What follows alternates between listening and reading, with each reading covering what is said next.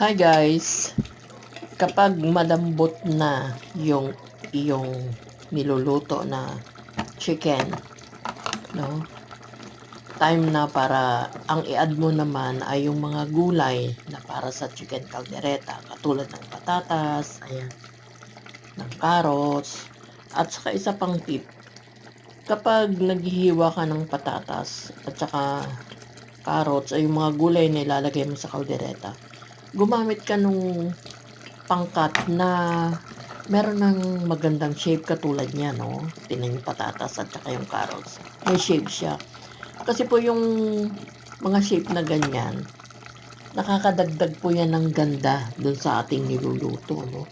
Kapag maganda yung itsura ng niluto natin, nakakadagdag pa ng sarap yun. So, ayan po, tip yan.